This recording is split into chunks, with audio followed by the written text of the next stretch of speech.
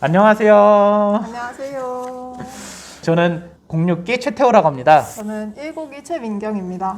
오늘은 히브리서 3장 말씀 묵상해 보려고 하는데요. 시작해 보실까요? 그러므로 사랑하는 그리스도인 친구 여러분, 높은 곳을 향한 부르심을 따라 사는 동료 여러분, 예수를 진지하고 주의 깊게 바라보십시오. 그분은 우리 믿음의 중심이시며 하나님이 맡기신 모든 일에 성실하신 분이십니다. 모세도 성실했지만 예수는 더 큰 영광을 받아 마땅한 분이십니다. 언제나 건축자가 건물보다 귀합니다. 어느 집이든지 그 집을 지은 이가 있습니다. 그러나 그 모든 것의 배후에 계신 건축자는 하나님이십니다. 모세는 하나님의 집에서 성실하게 일했습니다. 하지만 그 일은 장차 이루어질 일을 준비하는 종의 신분으로 한 일입니다. 그리스도는 아들로서 그 집을 맡고 계십니다. 이제 우리가 이 담대한 확신을 굳게 붙들면 우리가 바로 그 집입니다. 그러므로 성령께서 이렇게 말씀하셨습니다. 오늘 너희는 귀 기울여 들어라. 광야에서 시험 받던 때 쓰디쓴 반역의 때처럼 못 들은 채 하지 마라. 너희 조상들은 내가 하는 일을 40년 동안 지켜보고도 나의 방식을 거절하고 나의 인내심을 거듭거듭 시험했다. 나는 진노했다. 더 이상 참을 수 없어서 말했다. 그들은 한시도 하나님을 마음에 두지도 않고 나의 길을 따라 걷지도 않는다. 나는 노하여 맹세하여 말했다. 그들은 가고자 하는 곳에 이르지 못하며 결코 안식하지 못할 것이다. 그러니 친구 여러분 조심하십시오. 믿지 않는 악한 마음으로 빈둥거리지 마십시오. 그런 일은 여러분을 넘어뜨리고 곁길로 빠뜨려서 살아계신 하나님으로부터 멀어지게 합니다. 하나님께서 주신 오늘이라는 시간 동안 서로 주의하여 죄로 인해 여러분의 대응 능력이 떨어지지 않도록 하십시오. 처음 시작할 때 붙든 확신을 마지막까지 굳게 붙들면 마침내 우리는 그리스도와 함께하는 사람들이 될 것입니다. 다음과 같은 말씀이 우리에게 쟁쟁이 들려옵니다. 오늘 너희는 귀 기울여 들어라. 쓰디쓴 반역의 때처럼 못 들은 채 하지 마라. 귀를 막은 자들이 누구였습니까? 모세가 이집트에서 이끌어낸 자들이 아니었습니까? 하나님께서 40년 동안 누구에게 노하셨습니까? 귀를 막고 듣지 않다가 광야의 시체로 생을 마감한 자들이 아니었습니까? 하나님께서 그들이 가고자 하는 곳에 이르지 못하게 하겠다고 맹세하신 것은 그렇게 귀를 막고 듣지 않은 자들을 두고 하신 말씀이 아니었습니까? 그들이 가고자 하는 곳에 이르지 못한 것은 그들이 전혀 듣지도 않고 믿지도 않았기 때문입니다. 네. 아멘.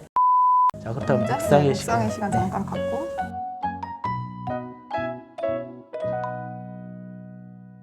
묵상 이제 다 하셨나요? 네네. 네.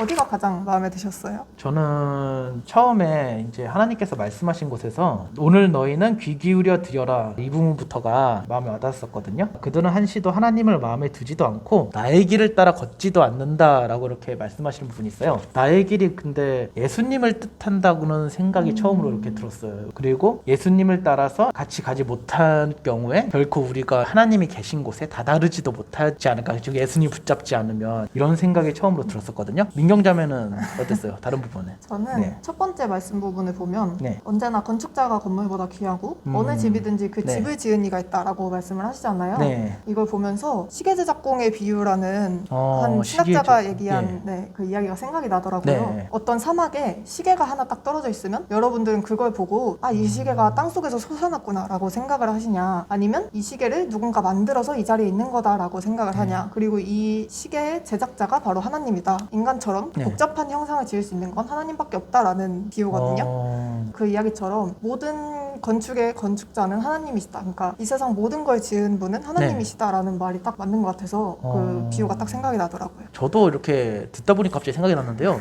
예전에 어떤 목사님인지 말씀하시기를 어떤 지구학자가 있었다고 하시더라고요. 지구학자가 자기 하나님을 안 믿는 무신론자 친구가 있었는데 그 친구가 한번 불러가지고 천체 모형을 만들어 놓고 이거 아무도 만든 사람이 없다 이런 식으로 말하니까 친구가 너 거짓말하지 마라. 누가 만든 사람이 없겠냐. 네가 만들었지라고 하니까 이런 것도 만든 사람이 있는데 이 세계를 만드신 분이 없겠냐. 갑자기 이 생각이 좀 떠올랐습니다. 그리고 혹시 또 나누고 싶은 거 있으세요?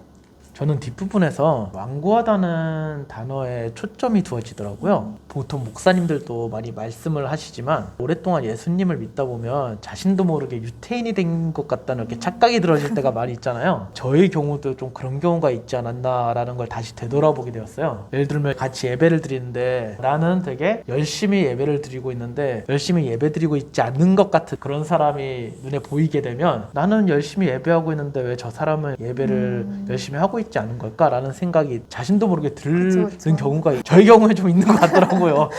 나 자신도 모르게 내 규례와 율례를 세워가지고 다른 사람을 바라보는 마음의 완고함이 생기지 않았나라는 생각이 들었어요. 예수님의 궁극적으로 이 세상에 오신 목적은 서로 사랑하라 이 말씀이잖아요. 근데 자신도 모르게 제 자신의 잣대로 예수님께서 받아주신 다른 사람을 보고 비추지 않았나 이런 생각이 많이 들었습니다. 저는 약간 비슷한 느낌인데 네. 마지막 쪽에 보면 그들이 가고자 하는 곳에 이르지 못한 것은 그들이 전혀 듣지도 않고 믿지도 않았기 때문입니다 라는 말이 나오거든요.